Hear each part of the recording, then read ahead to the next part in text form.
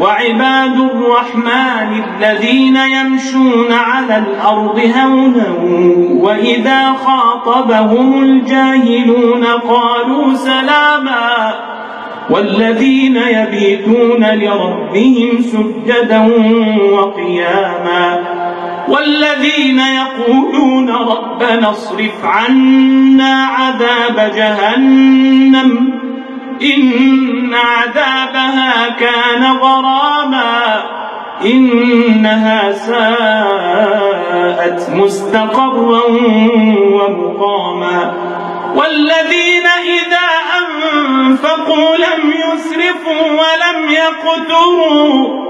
وكان بين ذلك قواما والذين لا يدعون مع الله إلها آخر ولا يقتلون النفس التي حرم الله إلا بالحق ولا يزنون ومن يفعل ذلك يلقى أثاما يضاعف له العذاب يوم القيامة ويخلد فيه مهانا إلا من تاب وعمل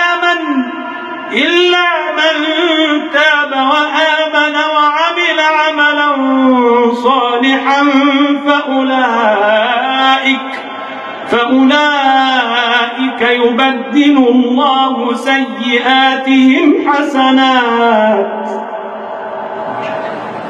وكان الله غفورا رحيما ومن تاب وعمل صالحا فإنه يتوب إلى الله متابا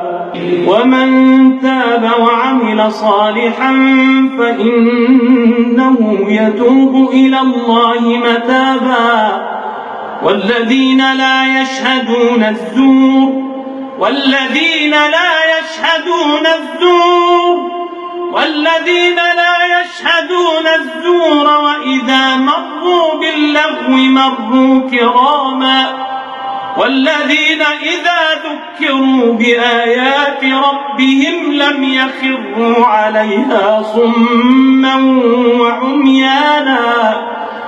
والذين يقولون ربنا هب لنا من أزواجنا وذرياتنا قرة أعين واجعلنا للمتقين إماما أولئك يجزون الغرفة بما صبروا ويلقون فيها تحية وسلاما خالدين فيها حسنت مستقرا ومقاما قل ما يعبأ بكم ربي لولا دعاؤكم فقد كذبتم فسوف يكون لزاما وعباد الرحمن